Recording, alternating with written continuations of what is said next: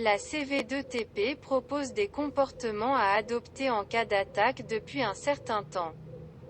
Le Togo subit des attaques barbares, cyniques de la part des hommes sans foi ni loi qui chercheraient à s'infiltrer par le nord.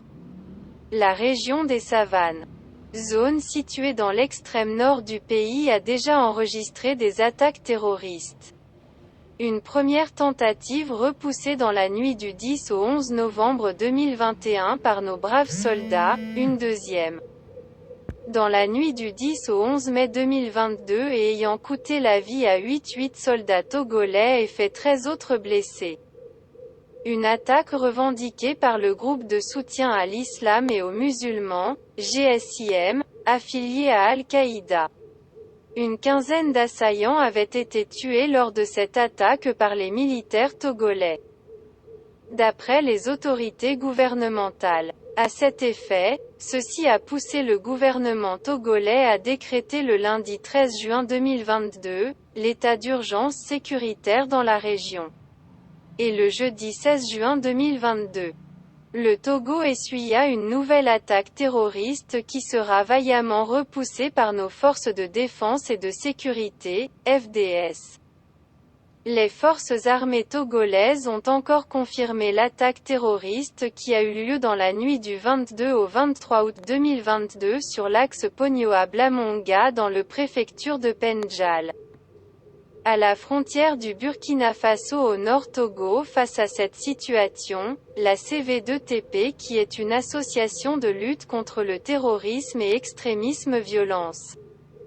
Cette association a fait preuve sur le terrain en organisant des campagnes de sensibilisation, des ateliers et autres formations. La CV2TP est créée le 14 janvier 2016 et a pour président Germain A.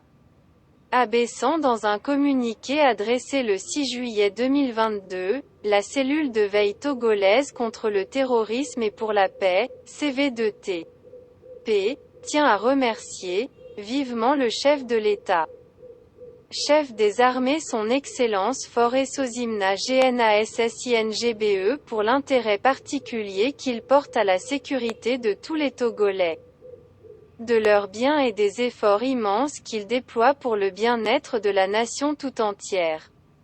Selon le président de CV2TP, le gouvernement doit consulter toutes les couches sociales pour faire face à ces attaques meurtrières, y compris son association qui fait déjà un travail sur le terrain. Des comportements à adopter en cas d'attaque terroriste. La CV2TP appelle la population à la vigilance, à ne pas paniquer en cas d'attaque, à se coucher par terre lors des coups de feu et à siffler pour faire appeler à force de défense et de sécurité, FDS, ce qui dissuaderait les terroristes. Pour rappel, la CV2TP se renouvelle ses sincères condoléances aux familles éplorées tout en souhaitant un prompt rétablissement aux blessés.